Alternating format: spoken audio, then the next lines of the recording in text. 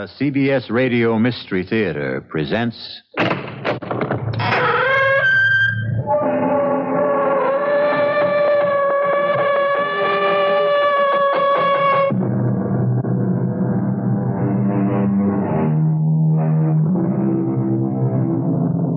Come in. Welcome. I'm E.G. Marshall. Welcome to the world of terrifying imagination.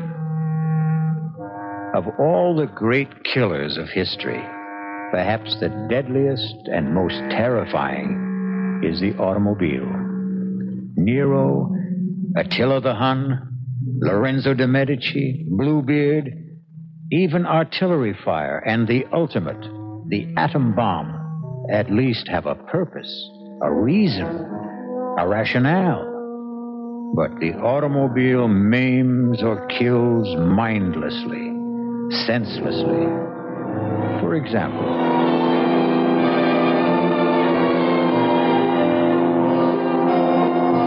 this is old Long Jack here in the studio on a lonesome, wet, foggy night. Saying if you're on wheels, real careful tonight. It's heavy, man, heavy. Oh, shut up, you fool. If you just let Big Daddy help you out, all you... You can't help me, Big Daddy. Oh, I must have hit something. Somebody. Split. I got a split.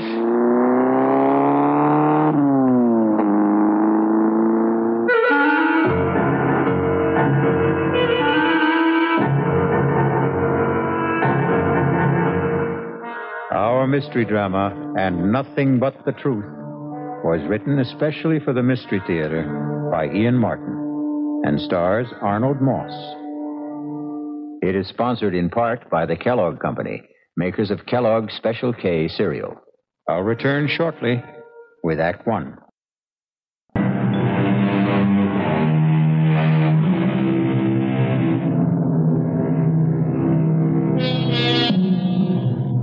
Was the accident we heard a few minutes ago another statistic of the road? An innocent victim? A careless driver? The victim's family broken and lost? A young man whose carelessness had blighted a bright new manhood and a promising career? Or was the driver lucky this time? Lucky in a way far beyond his hope or expectation? We're about to find out with David, the young driver, as he paces his living room floor, waiting for his father to come home. Dad? David. David, what are you doing up at this hour? I didn't hear you come in. I thought you'd never get home. Where you been? Well, now do I have to start answering to you for my whereabouts? What? What? Oh, you mean like Mother? Yes, like your mother. I'm sorry, Dad. Well, for your information, I was working, correcting term papers. It wasn't that I... David, I'm very tired. You all right, Dad? You look like you had an attack or something. Well, don't be silly. I said I was tired. What's wrong with you? You've been drinking. Yes, I wish I hadn't, but I did. Oh, okay, son. Take it easy. Whatever it is, we'll work it out. Well, where's your sports car? Didn't you have it out tonight? Yes. I left it parked on the street. Well, you better put it away. There's no sense in leaving it out in this rain. Dad, I've got to talk to you. It's about the car. What about the car? I didn't know what to do. I hit the panic button. I ran. Well, what else did you hit? Someone. A man. I'm pretty sure. Down near the railroad. You know where the big curve comes around by the station opposite Franny's place? I think it was one of those old winos that hang around there. Dad, I swear I never saw him with all that rain and the fog. Was there anyone else around? I didn't see anyone. I should have stopped.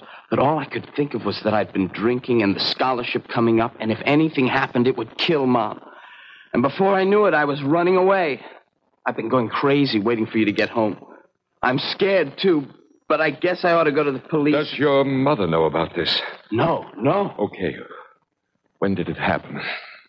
2:00, almost on the nose. 2 this morning? Yeah. By the railroad, you say? Yeah, I just came off Stratfield, and I took the corner into the big bend on Hills Point. I get the picture. Okay. Now go in the kitchen and wait for me. And no matter what, don't let your mother get involved. Where are you going? I'm going to have a look at your car. Well, I'll come with you. You'll do as I say from here on in. Now, you go to the kitchen. I'll be right back. What are you going to do? I'm not sure yet. But well, maybe there's a way to get off the spot.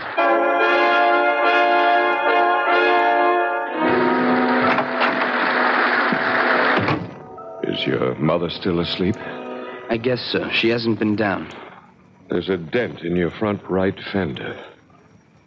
Was that there before tonight? No. You sure? Yeah, I Simonized the car yesterday. Does it look bad? Well, it must have been a glancing blow. You mean maybe it's going to be all right? Maybe. Oh, I don't think I could hurt him too bad. And a night like tonight, who'd be hanging around? It isn't going to be all that easy, David. They might be able to trace the car. How? You're missing a front right hubcap.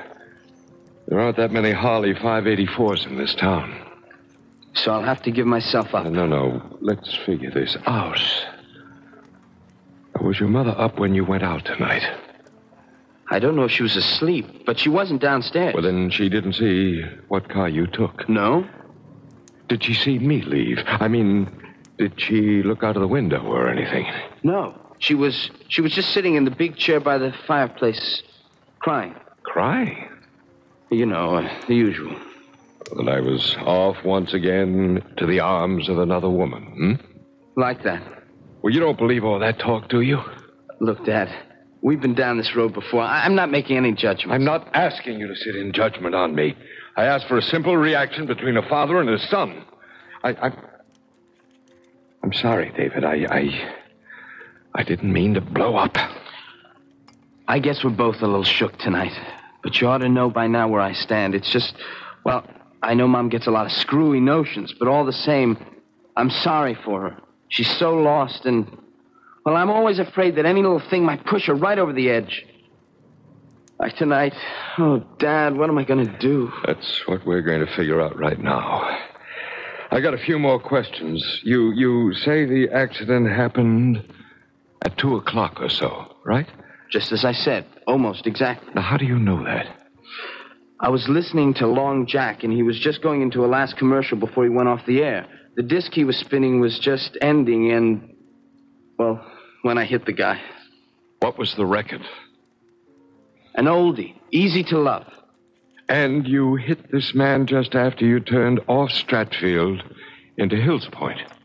Yeah. He suddenly stepped off the curb. Like out of nowhere. How fast were you going? Gee, Dad, Now, come on, don't pussyfoot with me. Too fast. I took the corner pretty wide. Did you skid? Yeah, it was pretty slick from the rain. And there was no one else around? No. You're sure? Yeah, I opened the door to look out. There was no one. That's why I lost my nerve and cut out. Well, I better get down and find out. You stay right where you are. It's after 4. The longer I wait, the worse it will be for me. You're not going to be involved in this at all, David. What do you mean? I mean, you were driving the station wagon tonight. I was the one who was driving the sports car, and I'm going to the precinct house right now to report that I hit a man and left the scene of the accident. Dad, I can't let you do that. Don't be a fool. I'm not on the verge of getting a full scholarship to Harvard. I haven't been drinking.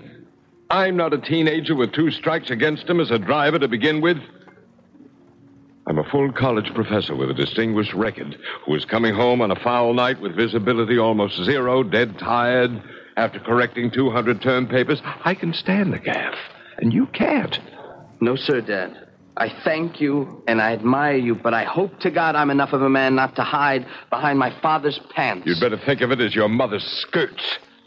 Your mother couldn't care less what happens to me, but you're a different story. You get in big trouble over this, and it could kill her. Worse still, drive her over that edge we both worry about. But, Dad, Don't argue. This is the way it's going to be. You just let me handle it, and you keep your mouth shut no matter what happens. I don't know what to say. I'll tell you what you're going to say.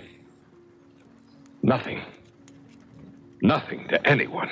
But, Mom... Least of all to your mother. Okay, Dad, if that's the way you want it. Oh, how can I thank you? You're some kind of a guy. No, David. Just the most sensible way out of a bad situation. I'd better get down to the police. Don't wait up. I may be a while. It's still raining. You got the keys?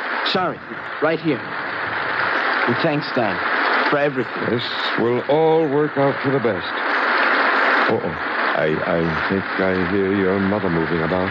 If she comes down, what do I say?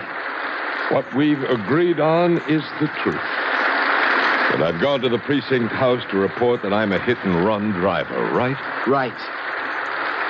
I'll never forget what you're doing for me. And for your mother. For all of us. Grant, is that you? No, Mom, it's me, David. Oh, I thought I heard your father come home a little while ago. What are you doing at the front door? Oh, I better come down. What's going on? I heard voices, angry voices. That was Dad and me. Not angry, we were just discussing something. Then where's Grant now? Yes, I heard a door slam. Did he go out again? Yes. Not another woman. Not two in one night. Why don't you give him a break once? He was at the college correcting papers. Then where's he off to now? Mom, it's kind of damp in the hall. Let's go into the living room and sit down. Don't tell me he's finally taken off for good with one of his bed partners. Oh, Mother, have a heart. Why can't you see what a right guy Dad is? Maybe I've known him too long. So what errand took him out of the house again at 4:20 in the morning? He's gone to the local precinct to confess to a hit and run.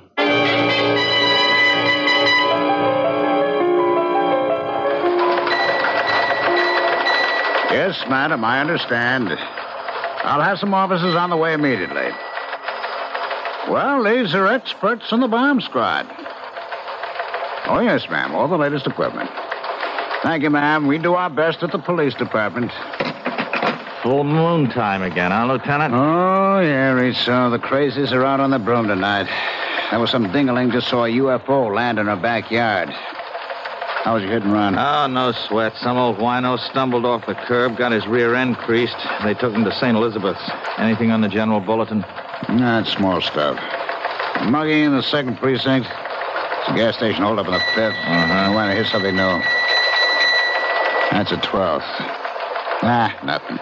A code 2C, the man. Some citizen reports a smell of gas in his apartment house, possible suicide. It's nothing worth our brains. What's that in your hand? Oh, it's a hubcap. Clue from the scene of the hit and run. Oh, let me have a look in. English make. Probably from a Harley.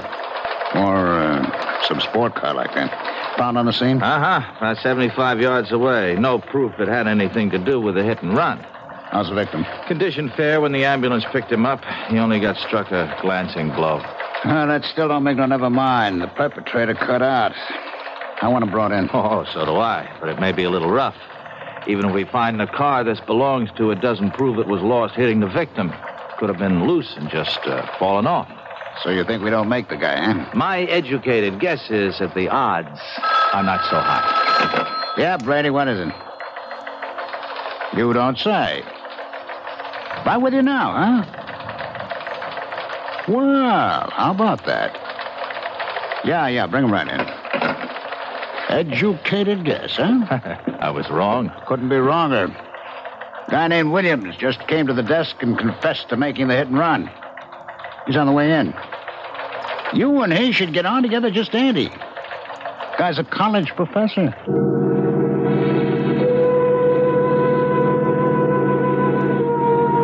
Your father hit someone with the sports car tonight? But that's impossible. How can you say that, Mom? Because he wasn't driving that car tonight. How do you know? You didn't see him leave? No, but I was awake when he drove in, and I could swear, I know he was driving the station wagon.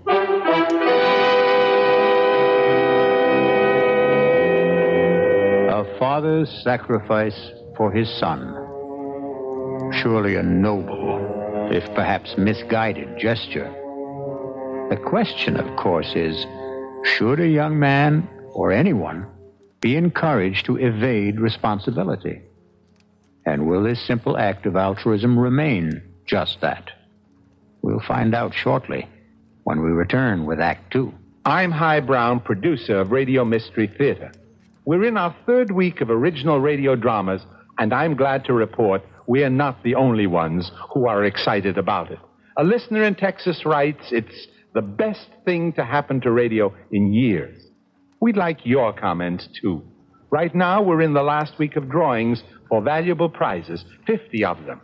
2 AM/FM stereo phonos, 2 travel clock radios, and 46 anthologies of modern suspense. To be eligible, just send us your name and address. Add your comments if you like. The address, Mystery Theater, Box 50, Radio City Station, New York 10019. That's Box 50, Radio City Station, New York 10019.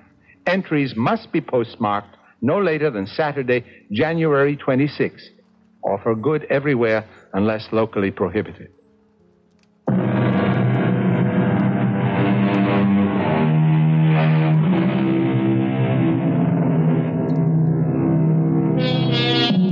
A precinct house in a large city, even at the best of times, is never the most prepossessing spot in the world.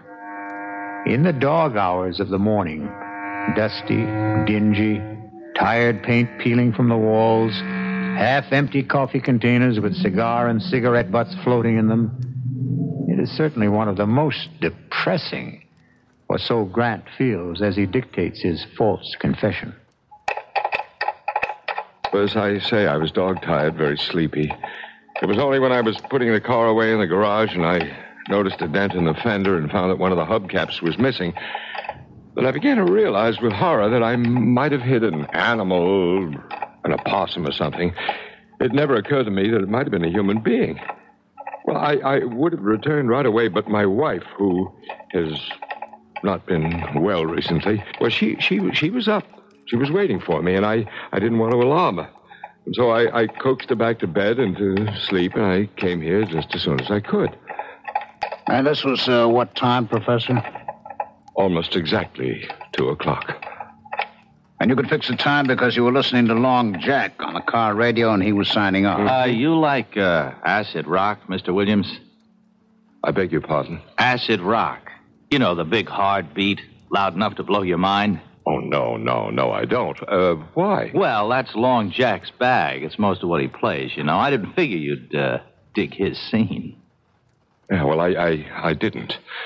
I turned on the radio to keep me awake, not for music appreciation. Uh-huh.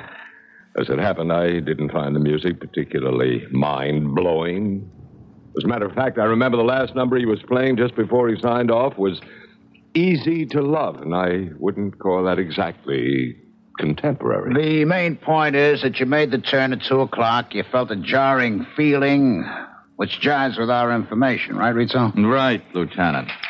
I see. Victim left Franny's restaurant, 518 Hills Point Road, at approximately 2 minutes to 2 a.m. Because victim was discovered by George Bates, post office employee, some 2 minutes later.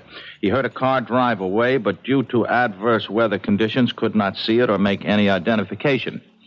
Victim was Dominic Capello, unemployed, 61 years old. Well, I hope he's all right. He's at the hospital. We don't know the extent of the injuries yet. I feel terrible, that poor old man. Professor Williams, let me point out something. From your story and our evidence, there is no clear-cut evidence that you did hit this man. Now, if I were you, before I went any further, I'd get a lawyer. Oh, there's no need for a lawyer. I'm quite willing to face my responsibilities. If you'll prepare a statement for me, I'd be very glad to sign it. All right. I'll leave you here with Patrolman Foster, who'll type up a statement. You just check it over when he's finished, and then if you still want to, you can sign. I'll be right back. Lieutenant, see you a minute outside. Okay. All right, Rizzo, what's biting you? I think the guy's lying. About what, for Pete's sake? Why would he lie? To cover up. Cover up who? How do I know? His daughter, son, wife. Why would he want to take the rap for that? Ah, that's what'll take some digging to find out. Oh, boy. 15 precincts in this city, 4 detective divisions, not to get stuck with you. You want to make a federal case out of one sneaky little hit and run where the guy comes in like a good citizen and confesses, and just for once make the job easy? What do you got to do? Go looking for trouble? Now, Lieutenant, it isn't just the few small discrepancies. It's the whole psychology of the man. Psychology, that's all I need. The new breed. Now, look, Ritsu, will you for once just forget the college education and get back in there and have that statement signed, sealed, and delivered, and stop making waves?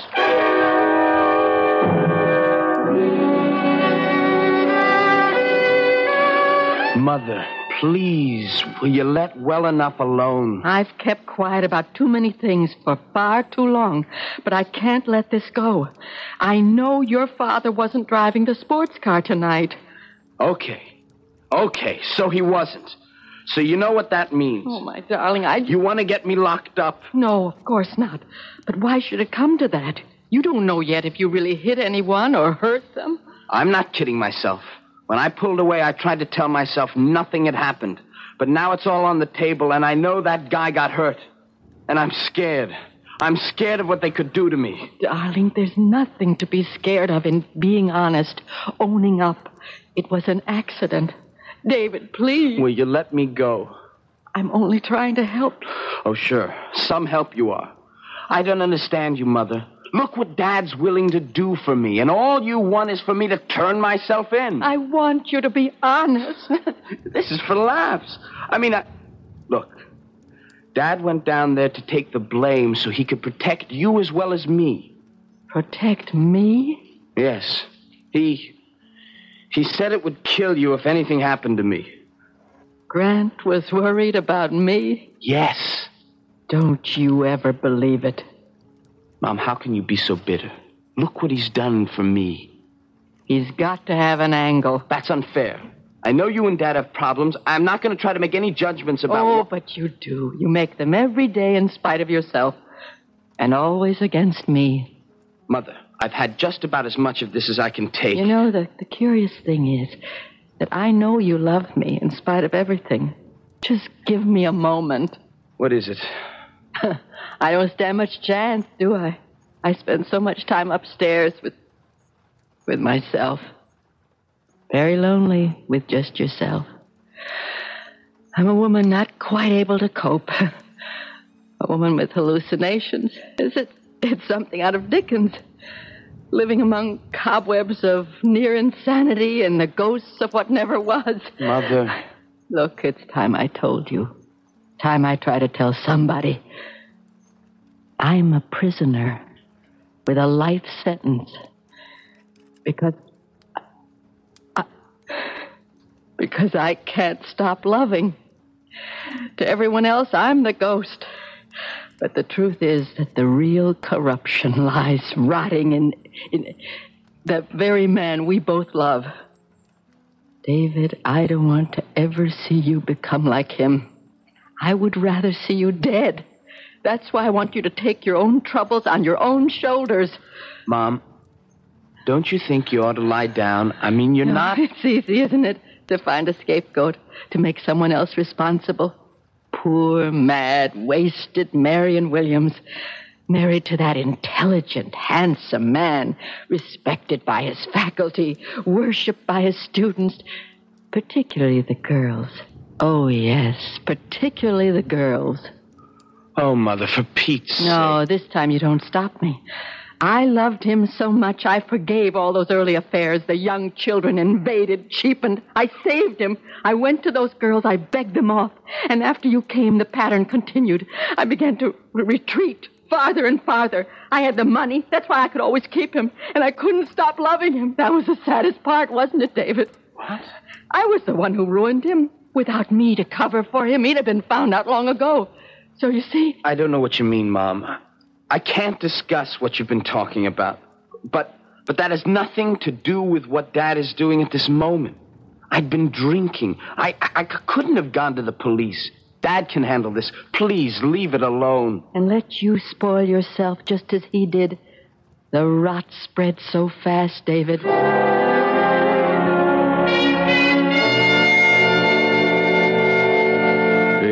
incident was totally minor in mine till I returned home, found that there was a dent in my front fender. Well, I've read this through, Lieutenant, and there's nothing here that isn't consonant with my earlier confession. It's a formality, Professor. I prefer to have you read it aloud before you sign the statement. If you insist. It's better, Professor Williams. There is much more. Go ahead. It's quite evident that I must have been responsible for striking with my automobile one Dominic Capello, 61, at approximately 2 a.m. on the above date. This statement is a true and unsolicited confession of my responsibility in... Excuse me, Lieutenant. Close the door, Rizzo. Come on in and hold it. You can go on, Professor. In witness whereof I set my hand... if you have a pen, I'll sign. Lieutenant. What is it now, Rizzo? Have you warned the professor again that he should have legal representation? No, I don't need a lawyer. I'll have to warn you, sir, that you may. The man was hit, just died in the hospital without regaining consciousness. It isn't just an accident anymore. It could be homicide. Oh, come on, Rizzo. Manslaughter. But it does change things, Professor. If you sign this, I'll have to book you. There's a problem of bail. You should have a lawyer before you sign. Well, nonsense. I want to sign. Let's not waste any more time, and then I'll call my lawyer. All right. Detective Rizzo, will you witness this? Yeah. You'll have to be fingerprinted, Professor. Whatever you say, Lieutenant. Foster will take you to a phone first to call your lawyer about bail. Thank you. And thank you, Detective Rizzo. Don't mention it. All right, now, Rizzo, don't say it. I've got to. Something's out of kilter. I never saw a man so angry to get arrested in my life. He just wants to get it over with and get back to bed. Now, who doesn't? It's wrong, Lieutenant. It's wrong. A cool, collected individual like that doesn't go around hitting panic buttons and taking a powder out of a bad situation. Now, Joe, drop it. Lay off. Don't give me any more of the psychology. I'm just a plain flatfoot who came up through the ranks by sticking to one thing, facts. Let's give the guy a vote of thanks for coming in. My psychology is we leave it lay, huh? You got any other hunches? Save them for the ponies. Okay? Okay.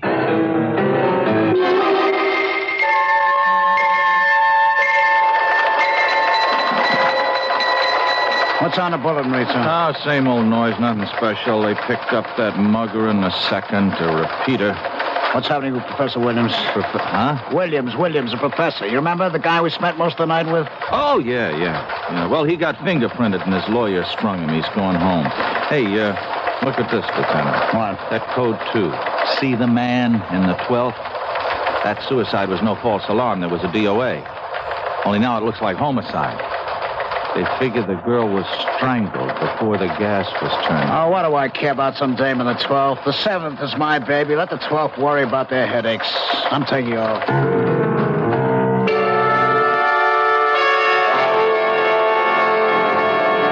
Marion, for the last time, you stay out of this or I'll... You'll what, Grant? Kill me? You did that a long time ago.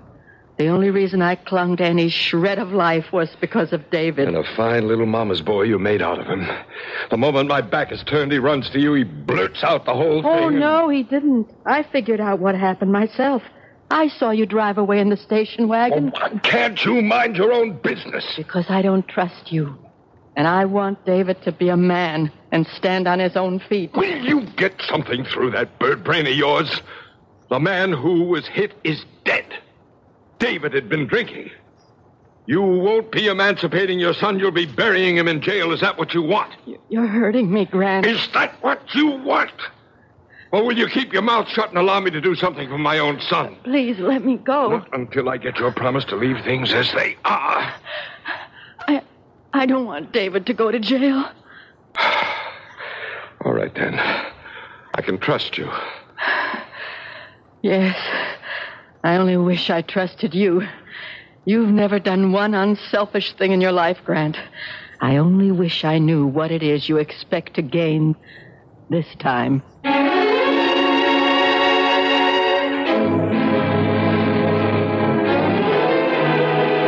A torturing dilemma for a mother and father. Is the father right to protect his son, or the mother to feel it would be better for him to take his medicine? So many other questions pose themselves. Questions which will be answered when I return shortly with Act 3. This is WBBM, Chicago, News Radio 78.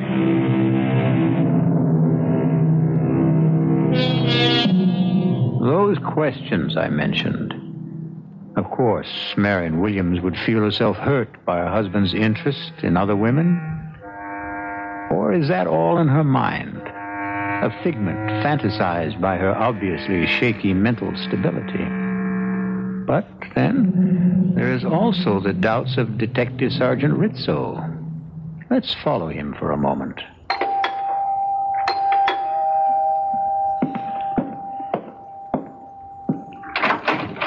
Yes? Is Professor Williams at home? No, he has classes this morning at the university. Oh, yeah, that's right. Excuse me, I'm Detective Rizzo. This is my shield. I wonder if I could talk to Mrs. Williams for a moment? I'm sorry, but my mother, she's still asleep.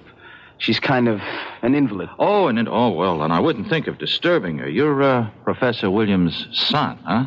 Yes. Well, then how about you take the chain off the door and I step in and ask you a couple of questions? Have you got a warrant? Have a warrant? No, what would I want a warrant for? Look, don't let me being a cop scare you. Oh, I'm not scared. You always keep a chain on when you open the front door? No, look, I'm sorry. You're wasting your time. My father told me not to answer any questions. Oh, then you know about the accident last night, huh? Yes, but I'm sorry. I've got to close the door. You drive, kid? Sir, your foot's in the way. Oh, yeah. So it is. Anyway, I figure you drive since you got a license. I looked it up in the bureau. Would you move your foot, please? Hold it just a minute. Here's your newspaper, huh? You might want to read about the accident. Page 4. Check out the details. Thanks for the paper. Sure. Here. Will you let it go, please? You, weren't out driving yourself last night, were you? I'll take the paper. Yeah. And now I know my hunch is right. Come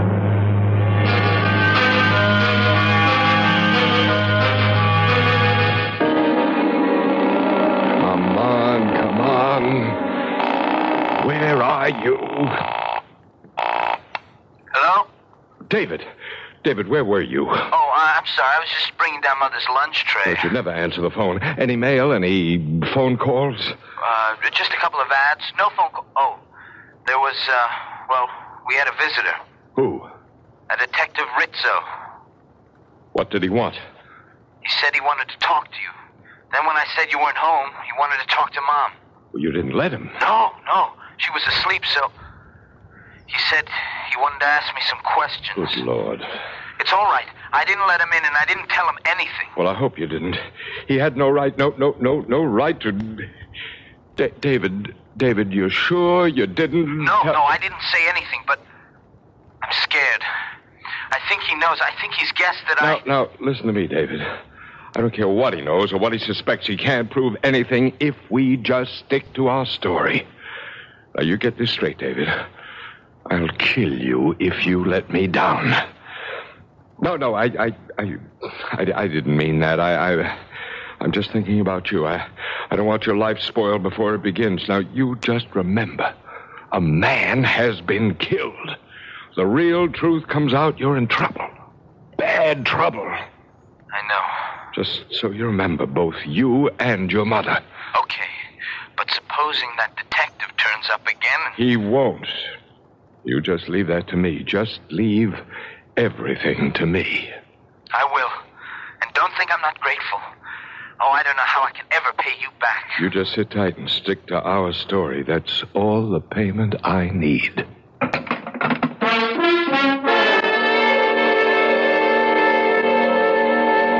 I quite understand, Professor. Detective Rizzo exceeded his orders. I promise you he won't bother your family again. I'm sorry if I lost my temper, Lieutenant. I don't blame you, sir. You'd feel better if you could get a load of how I'm going to lose mine. Get that note, Professor. Detective Rizzo check in yet? All right, tell him to lug his rear end here on the double. I'd have bust him right down a patrolman. You, looking for me, Lieutenant? Yeah, come on in and close the door. Jarvis on the desk tells me the Williams guy was on the phone having a fit. Didn't I tell you to stop making waves? Well, yes, Did Lieutenant, I tell you the Williams case was closed? It can't be closed as long as there's a charge. That's up to the judge. Now, we've done our part. We have a statement and a confession. That's all we're supposed to provide. Uh-huh. A phony confession. What does that mean? Now, look. That professor has a kid. Around 17, 18, huh? I talked to him today. I'll lay you dollars to donuts. He was the one driving the car when that accident... You have any proof of that? No, but give me an hour with that kid and I'll crack this case. Detective Rizzo. Strong-arm methods from a member of the new breed? I thought today's young cop was exchanging the third degree for a college degree. You know I didn't mean anything like that, but if you just give me a chance to get to the bottom... Why would a respected college professor, a guy as prominent in this town as he is, why would he risk his reputation to cover up something his son did? I don't know. I mean, this guy's a teacher. The last thing in the world he'd do is let his son run out on a responsibility? Yeah, that's the way I see it. Psychologically... Psychologically. Now, let's not get tangled up with that bull again, huh? We have a confession, Detective Rizzo. Lieutenant, give me a break. I got the strongest hunch. It isn't any stronger than mine. And mine is, if you don't let this lay like I told you, you're going to be back in your boondockers walking a beat as far uptown as these city limits stretch. Okay, Detective Second Grade, is this case closed? Or like you say, the case is closed.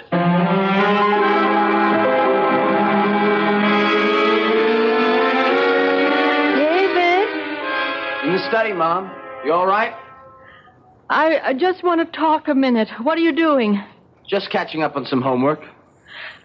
David, that man, that detective you said came here, are you sure all he asked you about was the accident? Look, Mom. I promised Dad I wasn't going to talk about it anymore. So did you. It's a closed book. We're going to have to open it again. Did he ask you about anything else than the accident? No, but... Look, David, you have got to go to the police and tell them the truth. Now, I promised Dad... David, don't make me go. You promised him, too. You don't understand. Everything's changed. He has to be stopped. There must be some justice. Mom, why don't you go upstairs? Hey, look, don't treat me like an invalid, or worse, a half-wit. Have you read the newspaper that you brought up to me today? No. Do you know a girl named Susan Rowland? Susan? Yeah, kind of. I mean, she was a class ahead of me at school. I guess I rapped with her here and there, but we never dated or anything like that. That her picture? Yes. Front page. What happened? Read the story and find out. Carefully.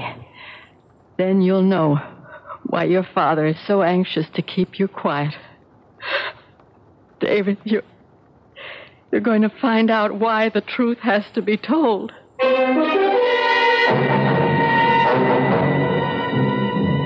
Lieutenant Klamath here. How's everything with the 12th, John? You know how it goes with lieutenants in the police department, from bad to worse. A little favor, George. Name it, you got it. You see the DOA we had on the bulletin? Possible suicide, now definitely homicide. The picture in the morning paper? Yeah, that's the one. Susan Rowland, 19 years old, college student. We're running a routine check on all our acquaintances. You got a make on anyone? No. Fingerprints all over the place, but not even a warm lead. Uh-huh. What can I do? Well, I'm running down blind alleys. Like in her address book is the name of a guy, Grant Williams, domiciled your precinct. She seemed to have been in one of his classes at the university. Could you spare a man to check it out? John, I don't even have to. I'll close one lead for you. What time did your little student get strangled? Well, Emmy puts it at around 2 o'clock. At 1:55, she called her mother to say she was pregnant and the guy who did it was with her. She started to give his name. The connection was broken. At 2:15, a prowl car responded to a code 2, suspicion of suicide by gas. They broke in, turned off the gas, but the girl had already been dead 10 or 15 minutes. So, 2 o'clock. 2 o'clock, eh? Well, that lets out Grant Williams. 2 o'clock, our side of town, 45 minutes away. He was involved in a traffic accident. He's already booked. One down, how many to go? Thanks, George. Sorry to bother you.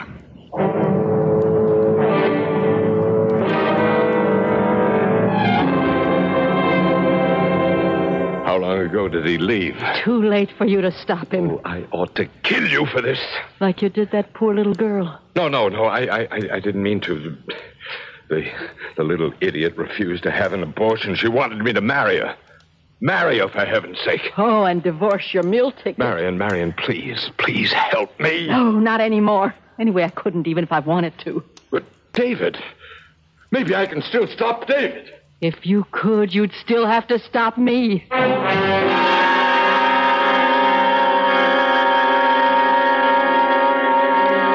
And everything my father testified to in his statement was true, except that it was me who was driving the car, not my father. I hit that man, panicked, and drove off. Well, don't look at me, Lieutenant. I have nothing to say. You wouldn't have to, Rizzo. I know the boy's telling the truth. Yeah, you were right all along. I had a phone call about a half an hour. I demand to see my son. It's all right, Sergeant. Let him in. What is it, Professor Williams? David, I don't want you to say one word until I've talked to you and we can get legal advice. It's too late, Dad. I've said everything I have to say. You don't know what you're doing. For the first time in my life, I do. I'm taking care of myself. Oh, how could you do it, Dad, to a nice kid like Susan? I don't know what you're talking about.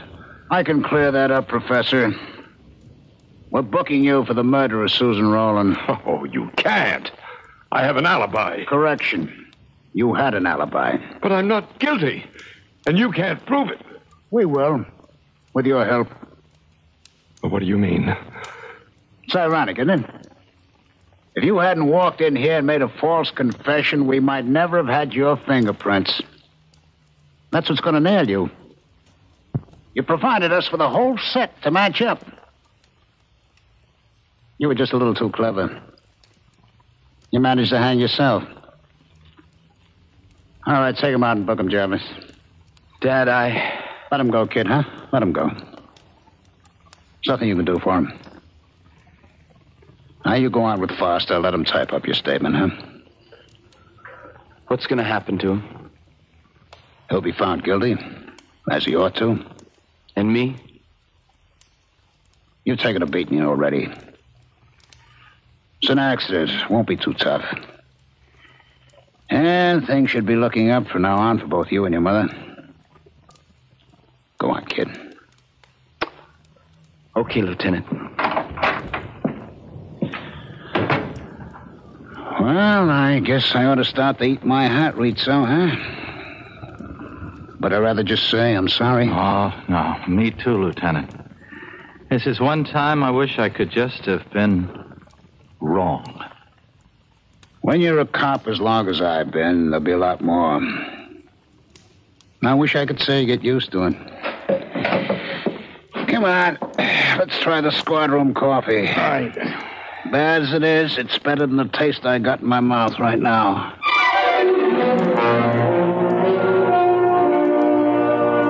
So Marion's intuition was right, along with Rizzo's. And David made the first long stride towards being a man. Something else I'd like to say about that, but I'll return shortly.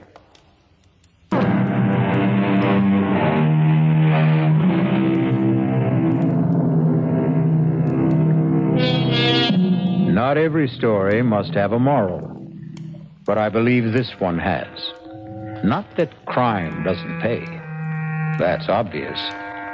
But that the acceptance of responsibility is a cornerstone of life. The Apostle John has saved us Jesus' words. You shall know the truth, and the truth shall set you free. Our cast included Arnold Moss, Ralph Bell, Clarissa Blackburn, Billy Redfield, and Christopher Tabori. The entire production was under the direction of Hyman Brown. Now, a preview of our next tale. Do you know if your husband was ever married before? Married? No. Are you really certain? Now, wait a minute. Are you trying to tell me that Dan's a bigamist or something? No, Mrs. Carey, certainly not that. Then what is it? I may be completely mistaken, but you're the only one who can prove it one way or another. Prove what? About whether your husband ever called himself Don Crawford.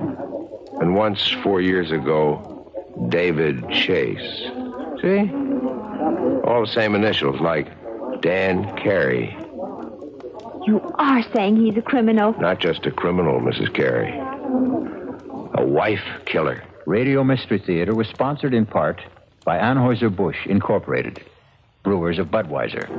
This is E.G. Marshall, inviting you to return to our Mystery Theater for another adventure in the macabre. Until next time, pleasant dreams.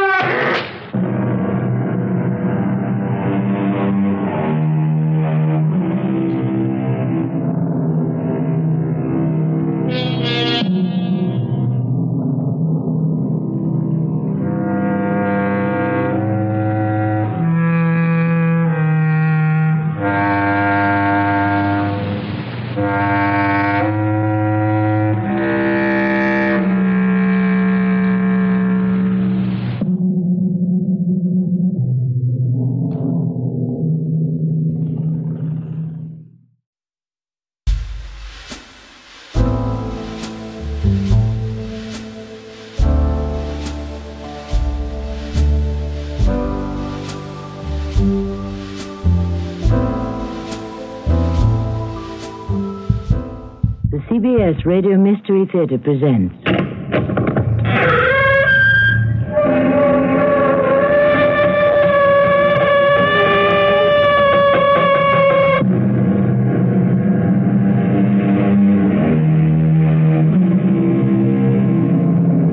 Come in. Welcome. I'm Tammy Grimes. For most people, memories are precious. And for some older people, memories are almost all they have left. But what about those whose memories are too painful to bear? Can such thoughts be suppressed, locked away in some hidden corner, never to resurface? Or do they lurk in the shadows, eager to burst forth, simply waiting for some detail to bring them back in full color? Usually it's the latter, and often, as in the case of poor Alicia Winslow. The sudden reappearance of a long-suppressed memory is a terrible shock. These photographs, where did they come from? From a roll of film that I found in an old camera at the same auction where my wife bought the old box of letters. Oh, dear Lord. Miss Winslow, are you all right? These photographs, get them out of here. Get them out of my sight. But I don't understand. Get out, both of you, please, leave. Or I'll call the police.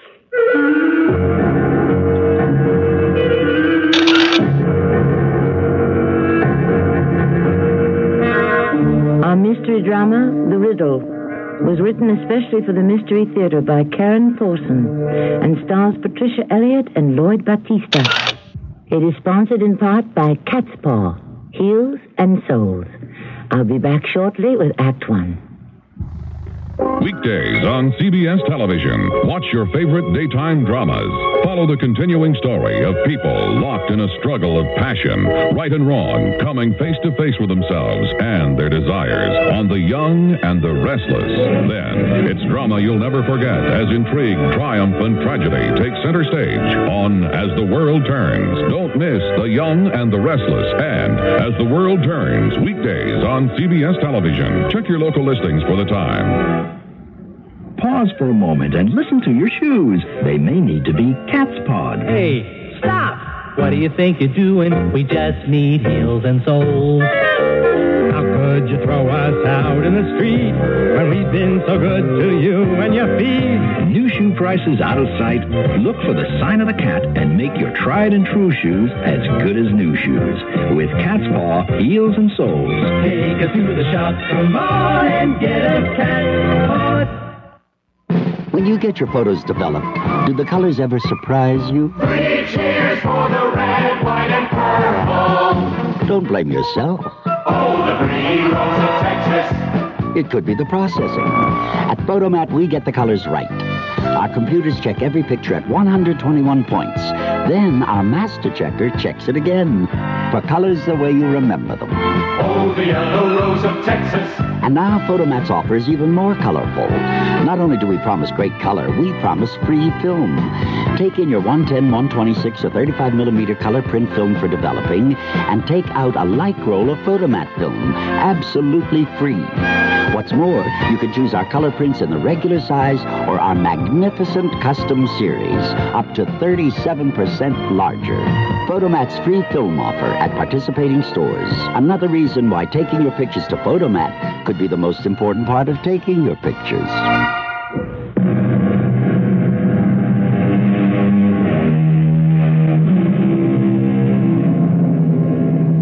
Many things can trigger a memory.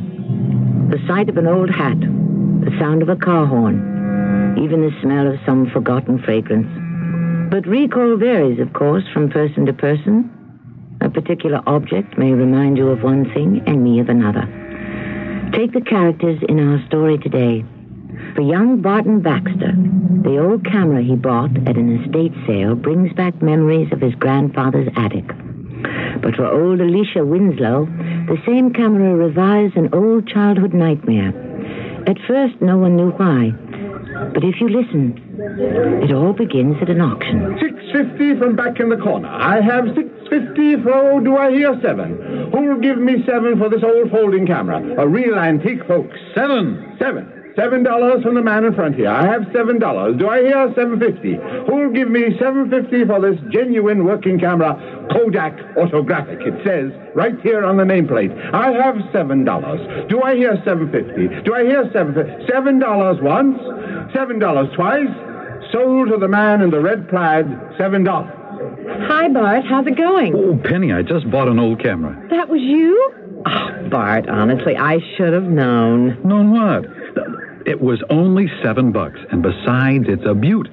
Pre-World War I, red bellows and all.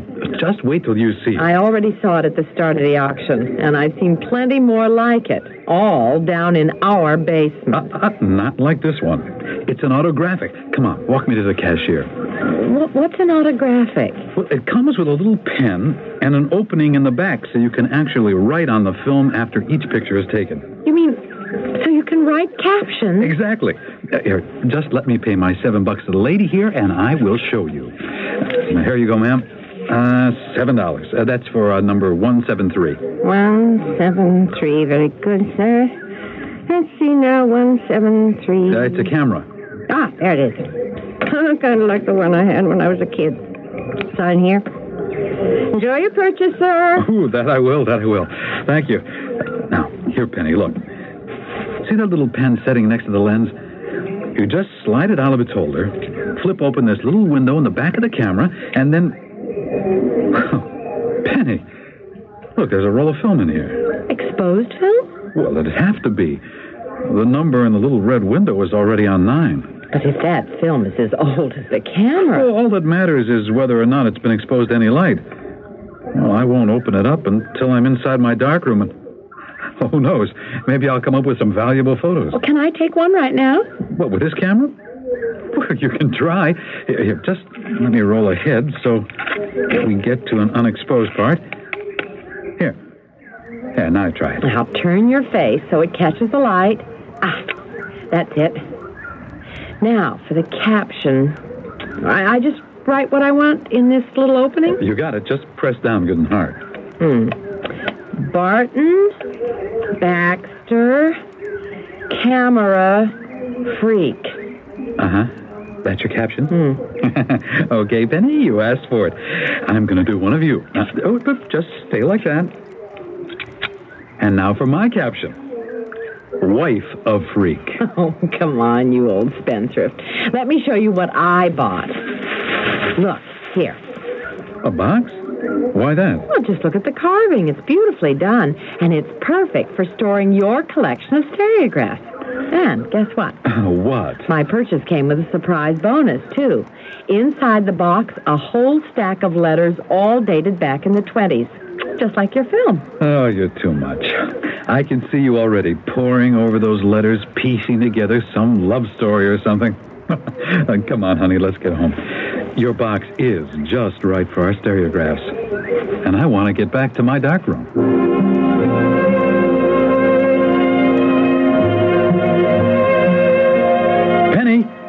Penny, come here. Come and see. See what? These old pictures. Bart? But they're all streaky. Hey, come on. This is pretty darn good for a 60-year-old film. Look here. Even those snapshots of us worked. And look down here at the bottom. See the captions? I can actually read them. But look there. In the photo, standing behind me. What? That old man in the background. He followed me around the whole auction, trying to buy my old box. I kept telling him no, but he wouldn't quit. Oh, he really gave me the creeps. Well, maybe you better get that box appraised. Maybe it's valuable. I'll do it tomorrow. But how about these old photos? Anything valuable here? Well, not really. Except maybe this one. You know, because of the clothing. Oh, my gosh. Will you look at those outfits? Oh, and what a cute little girl. What's the caption for this one? Well, it's hard to read, but I think it says, remember me this way. Oh, how romantic. Oh, let's see the others. Oh, but aren't there any more pictures of people? These other shots don't tell me a thing. Well, not unless you count the one of the statue, the Cupid. And what kind of captions are these? L-P-... Some kind of puzzle? Well, probably for the little girl in the photograph. Oh, let me see that one again. Do you know what, Bart? I think these captions are in the same handwriting as those old letters I bought. Look here, see the T's? They all look like the same squiggly L, and none of the O's are closed off at the top. Well, Madam Sherlock. So whoever wrote these must have owned my autographic. Oh, have you read them? Every one. They're all addressed to a Miss Alicia Winslow and all signed Auntie M. I bet that's who's in this old photo. Some devoted old aunt and her young niece Alicia. Alicia Winslow. Doesn't that sound familiar? Of course it does. Winslow was my grandmother's maiden name. No. Something else. Someone I've dealt with... Oh, I've got it. The old woman who lives down by the river. The one who sold me that old stereopticon. Her name was Alicia Winslow. The one with all the antiques. The one you kept saying you'd take me to see. Bart, take me now. Take you where? To see Alicia Winslow. If these letters were really hers once, maybe she wants them. And the photographs, too. You could make up a second set, couldn't you? Well, it wouldn't be too hard. I could give her a call. Bart, do. Maybe she's not the same Alicia Winslow, but at least I'll finally get to see her antiques.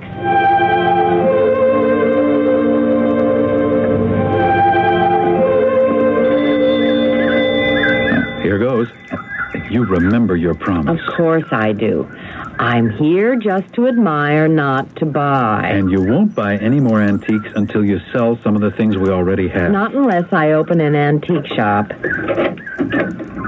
Well, hello, Barton. Do come in. This is Baxter. I'm Alicia Winslow. I'm delighted to meet you. But please, call me Penny, if you'll call me Alicia. Here. Why don't you two sit over there and I'll bring in the tea. Oh, Barton, just look. She has those old leaded glass bookcases.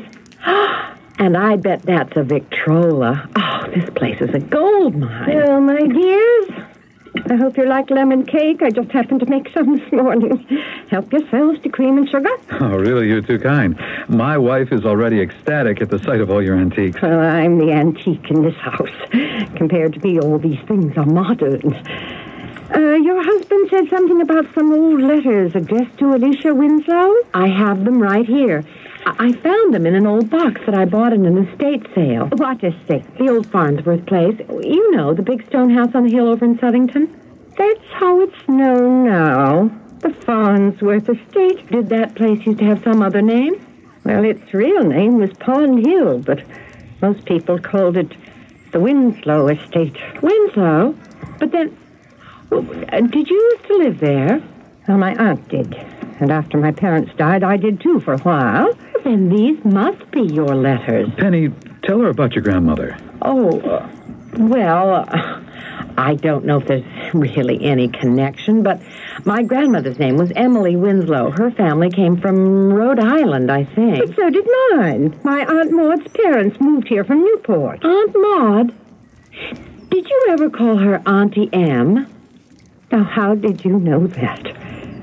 Are those letters from... They're all signed Auntie M. Here, take them. You probably read them all long ago, but they might make nice keepsakes. I never received them. But weren't they all already opened? Every one. Well, then, why didn't you ever receive them, if you don't mind my asking? Because when my Aunt Maud finally married Oliver Farnsworth, he could not stand me. He made her send me off to boarding school when I was only 11 and made me stay there, even on vacations. It was only at her deathbed that I learned she'd been begging him to let me come home, and that he'd kept all the letters she wrote me for his own information. Oh, what a horrible story. Why would anyone be so cruel? He was after her money. He'd been recently widowed and had a young son, and when he met my poor aunt, she was the solution. Oh, at first she was thrilled. He was handsome and charming. He promised her everything. But her letters to you sounded so unhappy.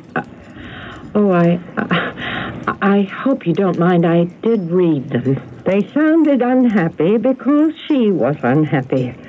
And not long after that, she began to fade. You mean that's why she died? Well, the doctors couldn't explain it, but I knew. Her poor heart was broken. And Farnsworth and his son inherited her money, her jewelry, even Pond Hill. Oh, but why would they get it all?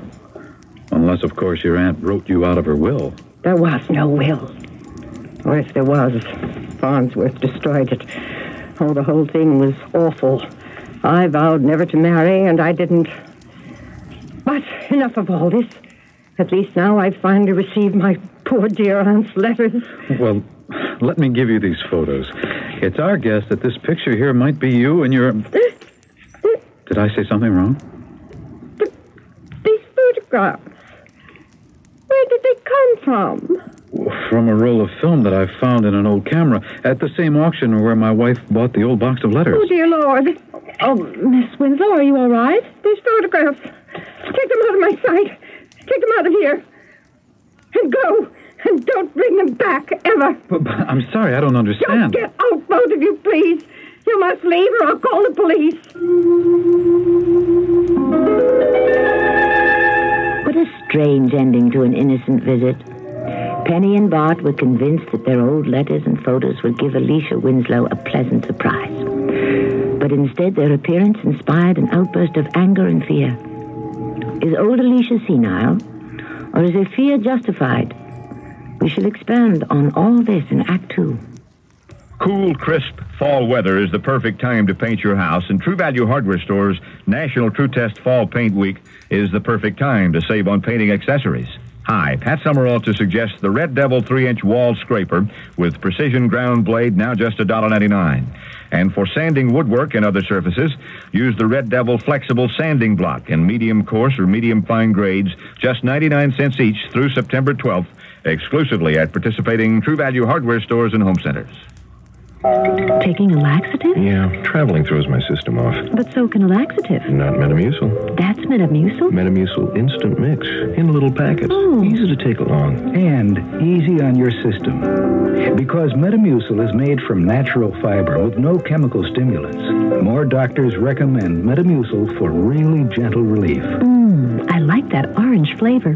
Me too. Easy to take. If not nature, Metamucil.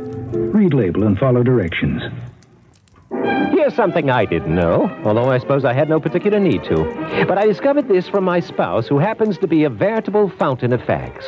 And that is, many women have difficulties when trying to find a fur coat, jacket, or cape, or what have you, of the appropriate size. But ta-da! The finest furrier in the world to the rescue, with literally every size available in their impressive collection of fur. You know, of course, that we're speaking of York Furrier of Elmhurst. My beloved tells me that York Furrier has all sizes from 3 to 50. So whatever size you happen to be, the thoughtful people at York Furrier have a fur for you. Not to mention the wonderful quality of a York fur. All this from me to you, dear friends, courtesy of my bride, whose size shall go unmentioned. The finest furrier in the world, York Furrier of Elmhurst, helping you to say it best for over a half century. Save thousands of dollars during the pre-season sale at York Furrier, 107 North York Road, Elmhurst.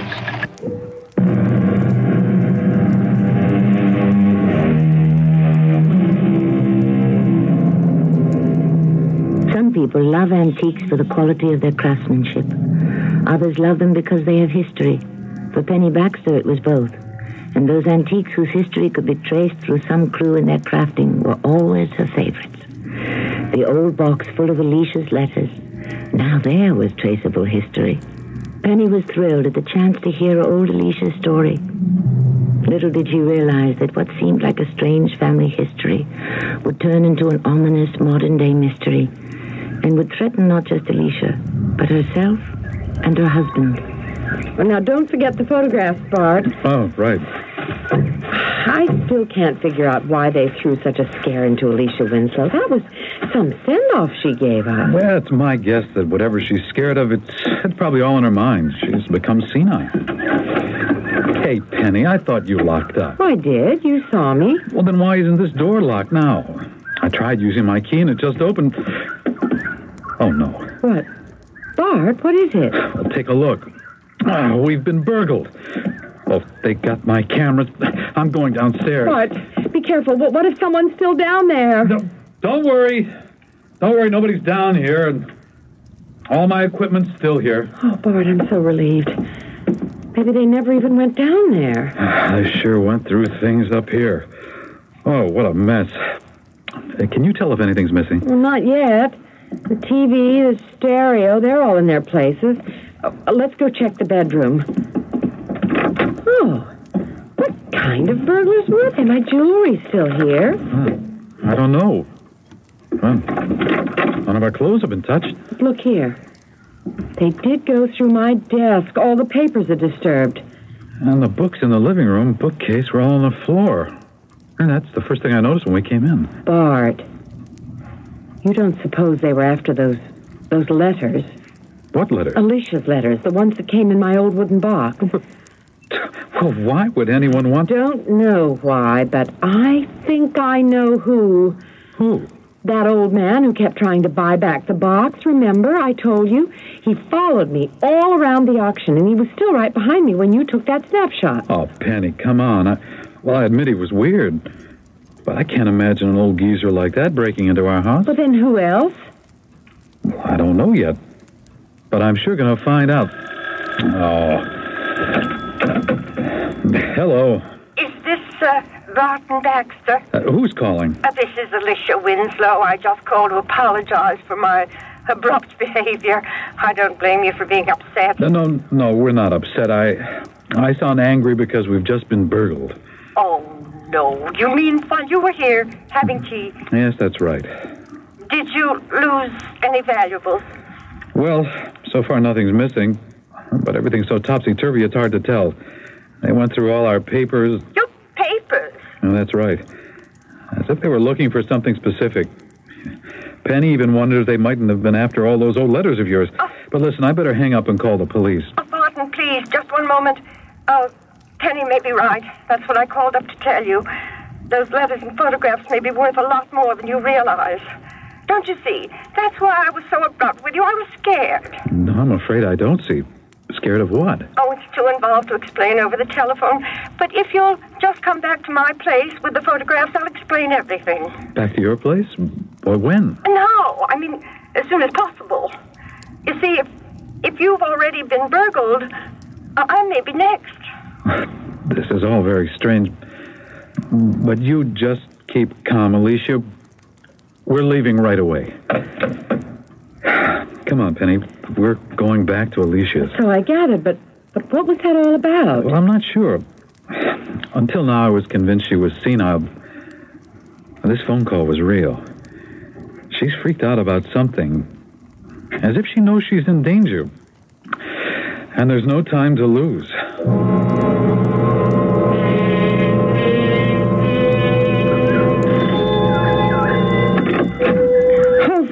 goodness, it's you. Did you bring the photographs? Yes, I've got them right here. Oh, good. Now, I know all this seems most mysterious, but I can't explain it. First, let me apologize. I knew the moment you left that I'd behaved badly. It was the shock of those photographs. They were so unexpected. I started thinking that maybe you two weren't as innocent as you said. Oh, but I'm getting ahead of myself, and I'm terribly rude. Please do sit down. No, just tell us your story, and we'll help all we can. And in the meantime, I'll just have a little piece of this cake here. Oh, good. Yes, please do. You too, Barton. Just let me put some water on to boil, and then I'll tell you everything. You were right, Bart. She really is freaked out about something, but I still don't understand why. There. That's done. Now, let's see. I told you about Oliver Farnsworth and how he married my aunt for her money, and I told you how I was brought home from school to her deathbed, the first time I'd been allowed to see her in 2 years. It was a terrible shock. From the healthy, handsome woman you saw in that photo, I came home to find my aunt shrunken and faded. How old were you at that time? I had just turned 13. She knew Farnsworth would wind up with everything, but she told me not to fight him. He's too evil, she said. He won't let anything stand in the path of his greed. And besides, she said, money doesn't bring happiness. You'll be much better off if you work for a living, be self-sufficient. Well, it was good advice, and I took it. And added one little twist of my own. I never married. Do you ever wish that you had? Well, perhaps I could have found happiness. Oh dear, there's the kettle. Here, read this while I go get our fresh tea. Well, what's that? One of her aunt's letters? Oh, I thought you read them all already. I did. But I didn't read this one. It wasn't in the box I bought. This isn't a letter. It's some kind of riddle. Well, let me see it. 3 times around the L blank, P blank, due north from B blank, B blank. Oh, it's just another word game. Alicia, look. This riddle is just like the captions under those old photos. Exactly. Here, give me a teacups and I'll finish my story. This riddle letter wasn't among the letters I gave you from the box. No, it wasn't. It was never mailed. My poor aunt pressed it into my hand just before she died. And at the same time, she whispered, the camera. Make sure you take the camera. Those were her last words. But then, well, that means the captions must have something to do with this riddle. If you solve one, maybe you'll solve the other. Oh, I was sure of it as soon as you showed me the photos. Of course, back when my aunt died, I couldn't figure out what a camera could have to do with my unsolvable riddle. I knew which one she meant, the old Kodak we had so much fun with before I was sent off to school. But try as I might, I couldn't find that old camera anywhere. It wasn't till you came here today that I realized you'd found it, and the key to my riddle. But why did you get so frightened? I would think you'd be happy. I would be, if I didn't know that Farnsworth is ready to pounce. Alicia, old man Farnsworth died years ago. I mean Farnsworth Jr. Remember I told you? Oliver had a boy my age from a previous marriage. Michael Farnsworth, his name was. And he hated me from the moment we met. But why should this Michael Farnsworth worry you now? All those days are over and done with. So I thought. Till just a few weeks ago, the last I'd heard, he'd gone off to Europe or somewhere, probably Monte Carlo. All my aunt's money thrown away in gambling casinos. And then suddenly he was back here, in this house, demanding that I turn over my aunt's amethyst brooch. What brooch? I thought you said that the Farnsworths inherited all of her valuables when she died. They did, all except for that brooch. It was her most treasured possession, a big stone of rare color, set in the finest gold. It had been in her family for years. She'd always said I would inherit it. And the Farnsworths knew that. But then somehow the brooch disappeared. The Farnsworths searched me, they quizzed me. They never found it. But when Michael Farnsworth finally went broke from his gambling, he remembered. He came all the way back here to scare the brooch out of me. And what happened? I told him the truth. That my aunt must have hidden it, that I'd never found it. I also told him that if he ever came here again, I would call the police. I thought it was a trap. I'm terribly sorry. Oh, think nothing of it. What's more important is that we solve that riddle. Who knows?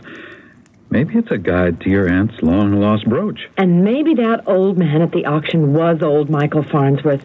Alicia said he was her age. What old man? Well, an old man who followed Penny all around the estate sale, trying to buy the box full of letters she'd just purchased. We figured he was some kind of antique dealer interested in the box, but now I'm beginning to think that he was after the letters. I'm sure of it. And what's more, I think he's the one who broke into our house. He must think that those letters hold some kind of clue. You know, he obviously doesn't know about the camera. But I'm worried. Whether he knows about it or not, the man is obsessed. He'll keep coming back. And if he ever finds out that we've been here with Alicia... Well, you're right. He could be dangerous. Bart, should we leave? Oh, no, please. I'd be lost without you. It's the brooch, don't you see? Even if I'm finally able to solve this old riddle, what good will it do me? I can't go hunting up buried treasure at my age. So you must help me, please. I won't have any peace until I find my aunt's brooch.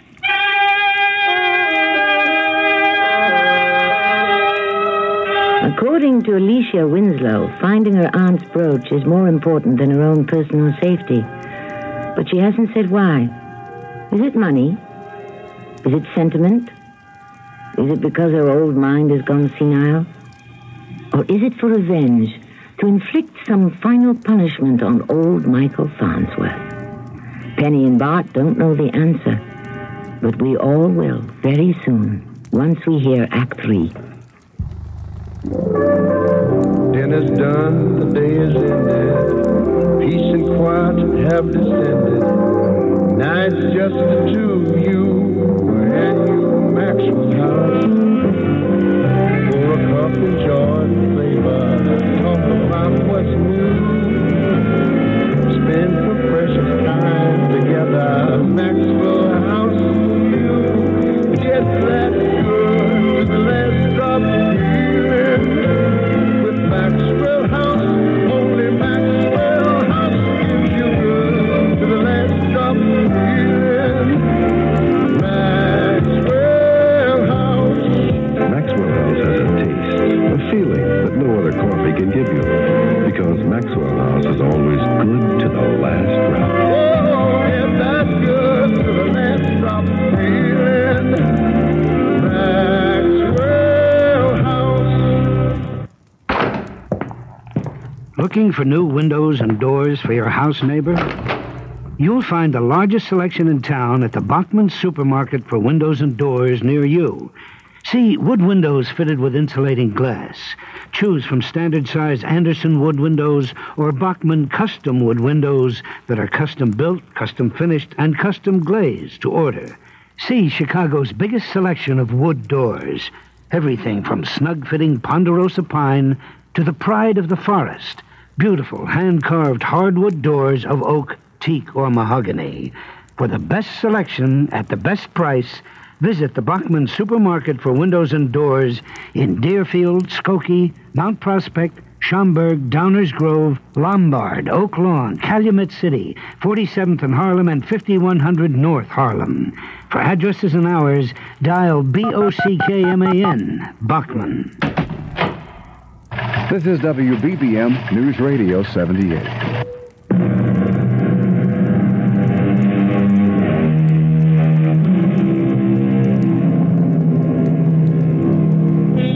Riddles are innocent pastimes, favorites of children. Sometimes questions, sometimes poems, sometimes incomplete sentences. They can take many forms, but whatever their format, their intent is to test ingenuity, to amuse.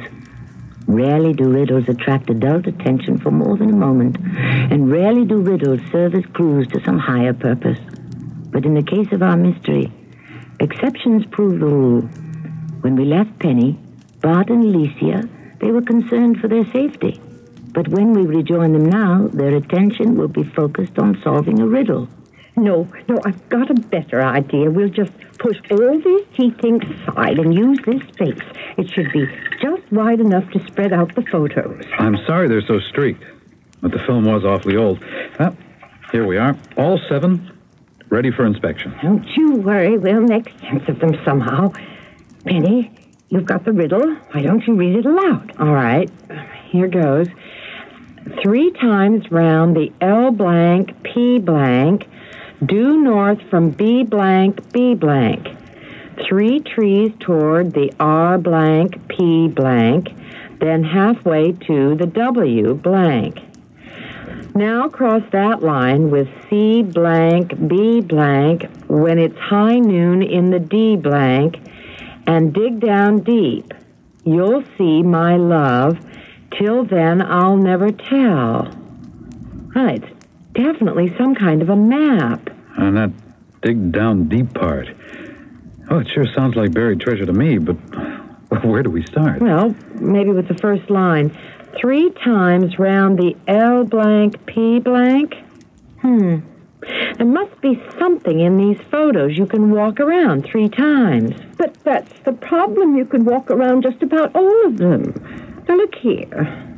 There's the pond, and the well, and this statue. And there, that's the bell old Bessie would ring at mealtime. You could walk around that, too. So you do recognize most of these photographs? Oh, my, yes.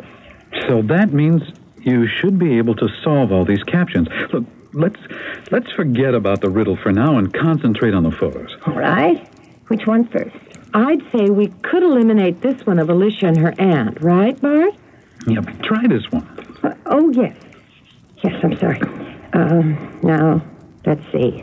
B dash dash dash dash dash dash. B dash dash dash. Oh, I'm afraid I'm not very good at this kind of thing. Wait. Didn't you just say that was the bell old Bessie would ring? Yes, but... So, try Bessie's bell. Oh. That fits in the dashes. Oh, for mercy's sake, so it does. Nice going, Penny. Come on, let's do the next one. Well, this one is the pond. I used to spend hours wading through all the lilies, catching frogs. There were lilies? Oh, dozens and dozens. We had to cut some of them back so the pond would... Oh, I see what you're getting at. L dash dash dash P dash dash dash. Lily pond. You see? You're good at this after all. I'm going to start filling in the blanks in the riddle as we go.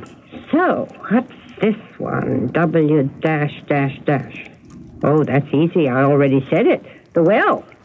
I used to throw pennies in there and make wishes. Let's see. What about this one? It looks like some kind of garden all fenced in. RP, says the caption.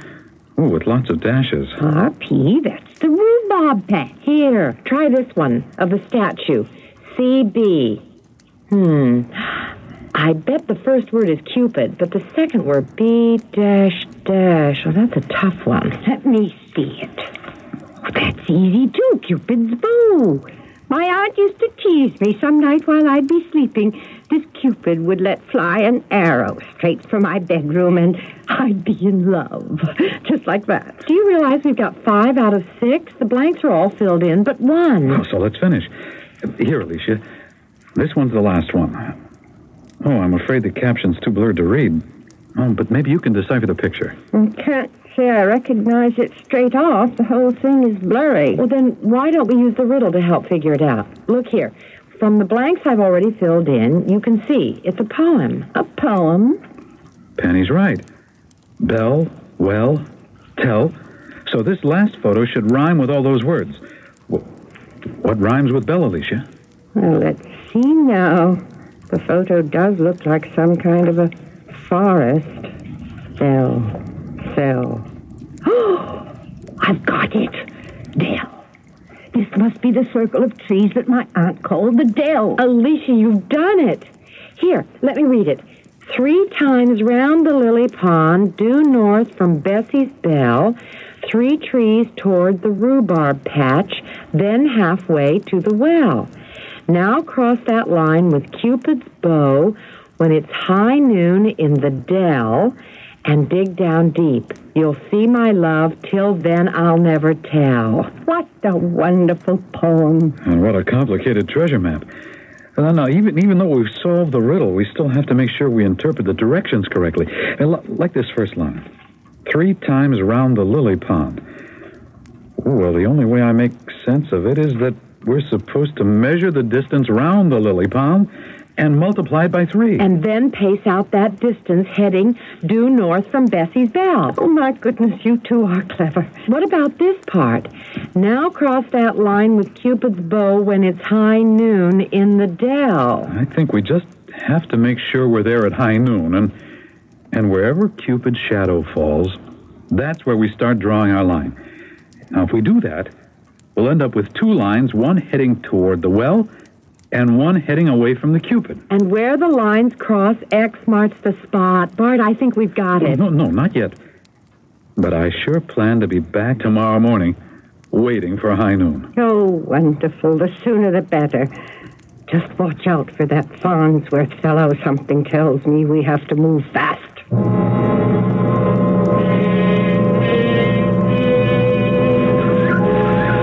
28, 29, 30. 31. All right, I've got it, Penny. 31 paces. So then, 3 times round the lily pond would mean 93 paces? You got it. What? No, don't talk. I've got to count out 93 paces heading north from this bell. 1, 2, 3, 4. Bart, quick. Stop counting. Somebody's coming. Huh? Where? Over there, by the trees. Bart, it looks... It is. It's the old man from the auction, Michael Farnsworth. Don't let on you know. Hello there. Hey, this here is private property. You two are trespassing. I'm sorry, sir. Please excuse us. We heard the estate was for sale, so we were just taking a look around. Well, it's already been bought. I'm the caretaker here. You better get off before I call the police. We're leaving now. Come on, Bart. Tell me, you said the place has been sold. That's what I said. Somebody bought it this morning. That's too bad. It's a beautiful property. But there's one thing that puzzles me. The real estate agent told me to look for a statue of Cupid out here in the garden, and I can't seem to find it. Cupid? Well, yeah, there used to be one right over here. Somebody must have bought it. You see there? You can still see the old base sticking up out of the grass. Hey, tell me, why are you asking? Well, it's just that I collect old statues. But if the statue's sold too, well, there's not much left here to look at. Come on, sweetheart. Wait a minute there. Don't I know you from somewhere? I can't remember where, but anyway, we're sorry to disturb you. We won't trouble you again.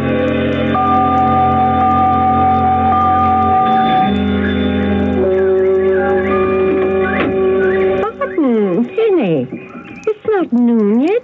You're back already? Well, we ran into old Farnsworth. At least we think it was him. He was prowling around the property. And he had the nerve to pretend he was the caretaker. Oh, but you should have heard Bart. I told him we were thinking of buying the property. I think he believed us. And then Bart got him to point out where the old Cupid once stood. It's not there anymore? Oh, no, we'll never solve the riddle now. No, Alicia, you don't understand. The statue is gone, but the stone base it once stood on is there. All you have to tell me is which way the statue was facing. Facing? It was always facing right toward the house. That's why my aunt said his arrow would fly straight into my bedroom. It was pointed that way. Oh, perfect. And you know what? I just realized we don't have to do this at high noon. Why not? Because at high noon there won't be any shadow. No, we just draw our line straight out, the same way the arrow was pointing, from the base of the statue straight toward the house.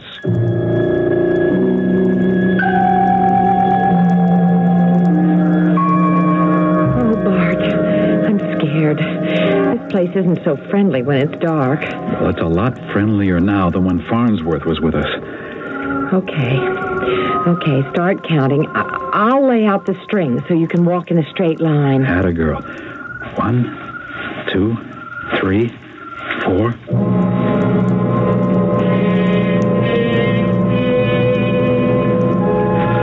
45, 46. There. Now, is the string stretched good and tight? Like a tightrope. Good. So, what's the next part? Now crossing that line with Cupid's bow when it's high noon in the dell. Okay. So you stand here while I stretch the second string between you and Cupid. Oh, you should have been a detective. Maybe so, but don't move, huh? I'm almost ready. and it's crucial that we hit the right spot. There. There, my string crosses your string right here. Bart. And this is where the brooch is buried. Well, let's hope so. Now, where's that shovel? I've got it. Here.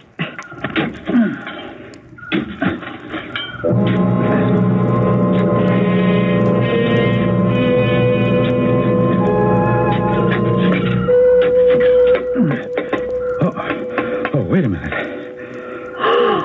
It's a chest. It feels like one end of a small wooden chest. Wait, I think I can get it free. There. Oh, Penny, we've done it. Does it open? It has a small padlock, but listen. Oh, there's something inside it. Well, we'll have to wait until we're home before we break it open. I don't want to use something as crude as a shovel. Let's go. I'll fill up this hole while you're gathering the string.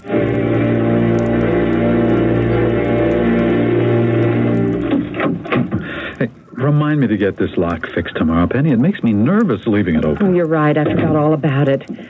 Goodness, I hope that old Farnsworth doesn't show up tonight. Don't worry, I'll stick a chair under the doorknob. Now, come on, let's open this chest up and see what we've got. Here, hand me that hammer. There. Neat as can be. And now... Oh, Bart, it's beautiful. I can't believe it. We actually found her aunt's amethyst brooch. I wonder how much it's worth. The stone is awfully big. Oh, big enough to make me nervous. Enough gawking. I'll feel a lot better if we put it away. I know. I'll hide it down in my darkroom inside my enlarger.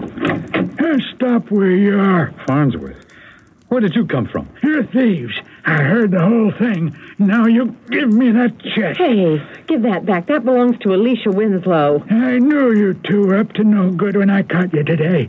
And then I remembered. You were at the auction. You bought those letters, and you found the map to a jewel that is rightfully mine. What's Alicia's? You won't get away with this, Farnsworth. Oh, Bart, be careful. The stairs. Farnsworth. Penny, he's fallen. I didn't push him. All of a sudden, he just clutched at his chest and he fell. He stopped breathing. Oh, Bart. We'd better call a doctor. Penny, I'm afraid it may be too late.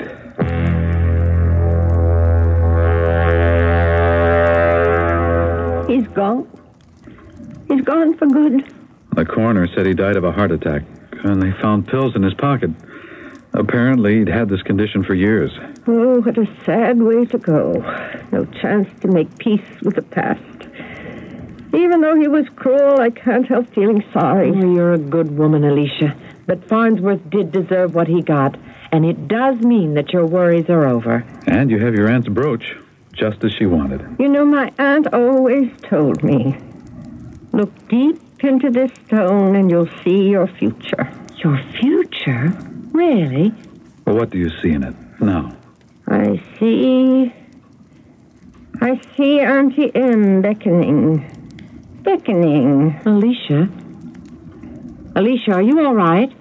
She wants me to join her, go with her. Quick, Penny, get some water. No water. Just take the brooch, please. Take the brooch? But Alicia... That's why you found it. You were meant to have it. Don't you see you're a Winslow, Penny? And my life is complete thanks to you. No, you can't die now. Alicia, please. It's too late, Penny. She knew it was time. She even said that we had to move fast a few days ago. Do you mean she knew she was dying? I'd say she welcomed it. But until she had the brooch, she couldn't stop living. Well, she's at peace now. Here. Take the brooch, Penny Winslow. You deserve it. Alicia Winslow is dead, but her spirit lives in the amethyst brooch that she bequeathed to her newfound young relative, Penny Baxter. But what will the brooch mean to Penny? Will this remain one of her treasured antiques, rich with history? Or will she choose to sell it, using the proceeds to start up her long-awaited antique shop? More on this when I return shortly. I've had my share of winning teams over the years, but one of the best teams ever fielded, in my opinion, is not at the stadium, it's in the library. This is Ara Parsegian, and I'm here to urge you to check out the teamwork at your library. You'll discover a winner. If you're looking for the answer to a question, any question, just dial the library's telephone reference center. In most libraries, there are specifically trained teams who can find the information you need. Maybe your reading skills aren't up to par. Don't let that stop you from getting ahead. Start with the library. Many offer reading programs, and if yours doesn't, the team of librarians will know where to send you. And just in case you've forgotten, the library is one of the nation's great inflation fighters. Almost all services and programs are free. Whether you need to know how to play a better game, how to shop smart, or how to save energy at home, the library's team can help you score. Use your library and support its team. A public service message from the American Library Association and this station.